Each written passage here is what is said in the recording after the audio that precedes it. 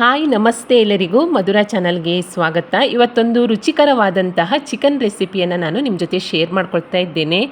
ಚಪಾತಿ ಜೊತೆ, ಅನ್ನದ ಜೊತೆ, ಜೀರಾ ರೈಸ್ ಜೊತೆ, ಹಾಗೆ ಗೀ ರೈಸ್ ಜೊತೆ ಎಲ್ಲದಕ್ಕೂ ತುಂಬಾ ಸೂಪರ್ ಆಗಿರುವಂತಹ ಈ ಚಿಕನ್ ಕರಿ ರೆಸಿಪಿಯನ್ನು ಹೇಗೆ ಮಾಡೋದಂತ ನೋಡೋಣ ಬನ್ನಿ. ಮೊದಲಿಗೆ ನಾನಿಲ್ಲಿ ಒಂದು ಅರ್ಧ ಕೆಜಿ ಆಗುವಷ್ಟು ಚಿಕನನ್ನು ಚೆನ್ನಾಗಿ ತೊಳೆದ್ಬಿಟ್ಟು ಸೈಡಲ್ಲಿ ಇಟ್ಕೊಂಡಿದ್ದೇನೆ.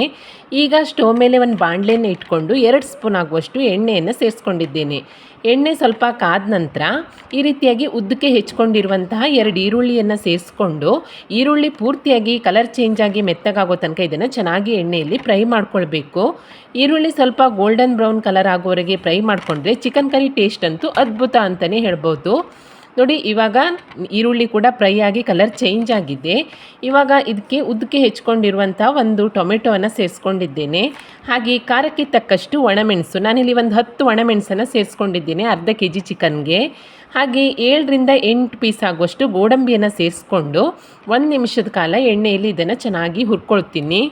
ನೀವು ಜಾಸ್ತಿ ಕ್ವಾಂಟಿಟಿಯಲ್ಲಿ ಮಾಡೋದಾದರೆ ಮಸಾಲೆಯನ್ನು ಕೂಡ ಜಾಸ್ತಿ ಸೇರಿಸ್ಕೊಳ್ಳಿ. 1 ನಿಮಿಷದ ಕಾಲ ಹುರ್ಕೊಂಡ ನಂತರ ನಾನಿಲ್ಲಿ ಚಿಕ್ಕ ಟೀ ಗ್ಲಾಸಲ್ಲಿ 1 ಗ್ಲಾಸ್ ಆಗುವಷ್ಟು ನೀರನ್ನು ಸೇರಿಸ್ಕೊಂಡು ಮತ್ತೆಲ್ಲವನ್ನು ಒಮ್ಮೆ ಮಿಕ್ಸ್ ಮಾಡಿ ಇದಕ್ಕೊಂದು ಲಿಡ್ಡನ್ನು ಮುಚ್ಚಿ ಮಧ್ಯಮ ಉರಿಯಲ್ಲಿ 5 ನಿಮಿಷ ಇದನ್ನು ಬೇಯಲಿಕ್ಕೆ ಬಿಡ್ತಾ ಇದ್ದೇನೆ. 5 ನಿಮಿಷದ ನಂತರ ನೋಡಿ, ಇವೆಲ್ಲವೂ ಚೆನ್ನಾಗಿ ಬೆಂದುಬಿಟ್ಟು ರೆಡಿಯಾಗಿದೆ. ಈಗ ಸ್ಟವನ್ನು ಆಫ್ ಮಾಡಿಕೊಂಡು ಪೂರ್ತಿಯಾಗಿ ತಣ್ಣಗಾಗಲಿಕ್ಕೆ ಸೈಡಲ್ಲಿ ಇಟ್ಕೊಳ್ತೀನಿ. ಇದೆಲ್ಲವೂ ಪೂರ್ತಿಯಾಗಿ ತಣ್ಣಗಾದ ನಂತರ ಒಂದು ಮಿಕ್ಸಿ ಪಾತ್ರೆಗೆ ಸೇರಿಸ್ಕೊಂಡು ಅಗತ್ಯ ಇದ್ದರೆ ನೀರನ್ನು ಸೇರಿಸ್ಕೊಂಡು ಈ ರೀತಿಯಾಗಿ ನುಣ್ಣಗೆ ರುಬ್ಕೊಳ್ಬೇಕು. ನಂತರ ಅದೇ ಬಾಣಲೆಯನ್ನು ಸ್ಟವ್ ಮೇಲೆ ಇಟ್ಕೊಂಡು 2 ಸ್ಪೂನ್ ಆಗುವಷ್ಟು ಎಣ್ಣೆಯನ್ನು ಸೇರಿಸ್ಕೊಂಡಿದ್ದೇನೆ.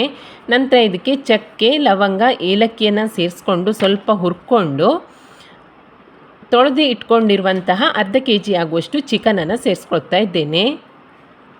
ಚಿಕನನ್ನು ಸೇರಿಸ್ಕೊಂಡ ನಂತರ 1 ಸ್ಪೂನ್ ಆಗುವಷ್ಟು ಶುಂಠಿ ಬೆಳ್ಳುಳ್ಳಿ ಪೇಸ್ಟು, ಒಂದು ಅರ್ಧ ಸ್ಪೂನ್ ಆಗುವಷ್ಟು ಅರಿಶಿಣ, ರುಚಿಗೆ ತಕ್ಕಷ್ಟು ಉಪ್ಪನ್ನು ಸೇರಿಸ್ಕೊಂಡು ಚಿಕನನ್ನು ಒಂದು 3ರಿಂದ 4 ನಿಮಿಷ ನೋಡಿ ಚೆನ್ನಾಗಿ ಎಣ್ಣೆಯಲ್ಲಿ ಈ ರೀತಿಯಾಗಿ ಹುರ್ಕೊಳ್ತಾ ಬರಬೇಕು. ಚಿಕನ್ನಲ್ಲಿರುವ ನೀರೆಲ್ಲ ಬಿಟ್ಕೊಂಡು ಚಿಕನ್ ಒಂದು 30% ಬೇಯೋ ತನಕ ನಾವು ಇದೇ ರೀತಿಯಾಗಿ ಮಿಕ್ಸ್ ಮಾಡ್ಕೊಳ್ತಾ ಹುರ್ಕೊಳ್ತಾ ಬರಬೇಕು. ನೋಡಿ, ಇವಾಗ ಚಿಕನೆಲ್ಲ ನೀರನ್ನು ಬಿಟ್ಕೊಂಡು ಒಂದು 30% ಬೆಂದಿದೆ. ಈಗ ಇದಕ್ಕೆ ನಾನು ಉದ್ದಕ್ಕೆ ಹೆಚ್ಕೊಂಡಿರುವಂಥ 1-2 ಹಸಿಮೆಣಸು ಹಾಗೆ ಸ್ವಲ್ಪ ಕರಿಬೇವಿನ ಸೊಪ್ಪನ್ನು ಸೇರಿಸ್ಕೊಂಡು ಮತ್ತೆ ಮಿಕ್ಸ್ ಮಾಡ್ಕೊಳ್ತಾ ಇದ್ದೇನೆ. ಕರಿಬೇವನ್ನು ನಾನ್ ವೆಜ್ ಅಡುಗೆಗಳಿಗೆ ಸೇರಿಸೋದ್ರಿಂದ ಫ್ಲೇವರ್ ತುಂಬಾ ಚೆನ್ನಾಗಿ ಬರುತ್ತೆ. ನಂತರ ಇದಕ್ಕೆ ನಾನು ರುಬ್ಬಿ ಇಟ್ಕೊಂಡಿರುವಂತಹ ಮಸಾಲ ಪೇಸ್ಟನ್ನು ಸೇರಿಸ್ಕೊಳ್ತೀನಿ. ಈ ಮಸಾಲ ಪೇಸ್ಟನ್ನು ಸೇರಿಸ್ಕೊಂಡ ನಂತರ ಇದನ್ನು ಕೂಡ ಚಿಕನ್ ಜೊತೆಗೆ ಮಿಕ್ಸ್ ಮಾಡ್ಕೊಳ್ತಾ ಒಂದು 3ರಿಂದ 4 ನಿಮಿಷ ಚೆನ್ನಾಗಿ ಹುರ್ಕೊಳ್ಬೇಕಾಗತ್ತೆ. ಈ ಮಸಾಲೆ ಫ್ರೈ ಆದಷ್ಟು ಚಿಕನ್ ಕರಿ ಟೇಸ್ಟು ತುಂಬಾ ಸಖತ್ತಾಗಿ ಬರುತ್ತೆ. ನೋಡಿ, ಇದೇ ರೀತಿಯಾಗಿ ನಾವು ಮಿಕ್ಸ್ ಮಾಡ್ಕೊಳ್ತಾ ಒಂದು 3ರಿಂದ 4 ನಿಮಿಷ ಹುರ್ಕೊಂಡ ನಂತರ ಮಸಾಲೆ ಕುದಿಲಿಕ್ಕೆ ಶುರುವಾಗುತ್ತೆ. ಆಗ ಇದಕ್ಕೆ 1 ಸ್ಪೂನ್ ಆಗುವಷ್ಟು ಧನಿಯಾ ಪುಡಿ, ಹಾಗೆ ಒಂದು ಅರ್ಧ ಸ್ಪೂನ್ ಆಗುವಷ್ಟು ಜೀರಿಗೆ ಪುಡಿ, ಒಂದು ಅರ್ಧ ಸ್ಪೂನ್ ಆಗುವಷ್ಟು ಗರಂ ಮಸಾಲ ಪುಡಿ, ಹಾಗೆ 1 ಸ್ಪೂನ್ ಆಗುವಷ್ಟು ಚಿಕನ್ ಮಸಾಲ ಪುಡಿ, ಉಪ್ಪೇನಾದರೂ ಕಡಿಮೆ ಇದ್ದರೆ ಚೆಕ್ ಮಾಡ್ಕೊಂಡು ಉಪ್ಪನ್ನು ಕೂಡ ಸೇರಿಸ್ಕೊಂಡು ಈ ಮಸಾಲೆ ಎಲ್ಲವೂ ಚಿಕನ್ ಜೊತೆಗೆ ಚೆನ್ನಾಗಿ ಮಿಕ್ಸ್ ಆಗುವ ಹಾಗೆ ಮಿಕ್ಸ್ ಮಾಡ್ಕೊಳ್ಬೇಕು. ನಂತರ ನಿಮಗೆ ಕರಿ ಎಷ್ಟು ತೆಳ್ಳಗೆ ಬೇಕೋ ನೋಡ್ಕೊಂಡು ನೀರನ್ನು ಸೇರಿಸ್ಕೊಳ್ಳಿ. ನಾನಿಲ್ಲಿ 1.5 ಗ್ಲಾಸ್ ಆಗುವಷ್ಟು ನೀರನ್ನು ಸೇರಿಸ್ಕೊಂಡು ಮತ್ತೆ ಮಿಕ್ಸ್ ಮಾಡ್ಕೊಳ್ತಾ ಇದ್ದೇನೆ. ಈಗ ಎಲ್ಲವನ್ನು ಮಿಕ್ಸ್ ಮಾಡಿ ಉಪ್ಪು ಖಾರವನ್ನು ಚೆಕ್ ಮಾಡ್ಕೊಳ್ಬೇಕು. ಏನಾದರೂ ಕಡಿಮೆ ಅನಿಸಿದರೆ ಸೇರಿಸ್ಕೊಳ್ಬೋದು. ನಂತರ ಇದಕ್ಕೊಂದು ಲಿಡ್ಡನ್ನು ಮುಚ್ಚಿಬಿಟ್ಟು ಮಧ್ಯಮ ಉರಿಯಲ್ಲಿ ಒಂದು 5 ನಿಮಿಷ ಇದನ್ನು ಕುದಿಲಿಕ್ಕೆ ಬಿಡ್ತಾ ಇದ್ದೇನೆ. ತುಂಬಾ ರುಚಿಯಾಗಿರುತ್ತೆ ಈ ಚಿಕನ್ ಕರಿ. ನೋಡಿ, 5 ನಿಮಿಷದ ನಂತರ ಚೆನ್ನಾಗಿ ಕುದಿ ಬರ್ತಾ ಇದೆ. ಇವಾಗ ನಾನು 1 ಸ್ಪೂನ್ ಆಗುವಷ್ಟು ಕಸೂರಿ ಮೇಥಿಯನ್ನು ಕೈಯಿಂದ ಈ ರೀತಿ ಉಜ್ಜಿ ಸೇರಿಸ್ಕೊಂಡು ಒಮ್ಮೆ ಮಿಕ್ಸ್ ಮಾಡಿ ಮತ್ತೆ ಲಿಡ್ಡನ್ನು ಮುಚ್ಚಿ ಇನ್ನೊಂದು 3 ನಿಮಿಷ ಇದನ್ನು ಕುದಿಸ್ಕೊಳ್ತೀನಿ. ತುಂಬಾ ರುಚಿಯಾದಂತಹ ರೆಸ್ಟೋರೆಂಟ್ ಶೈಲಿಯ ರೆಡ್ ಚಿಲ್ಲಿ ಚಿಕನ್ ಕರಿ ರೆಡಿಯಾಗುತ್ತೆ ನೋಡಿ.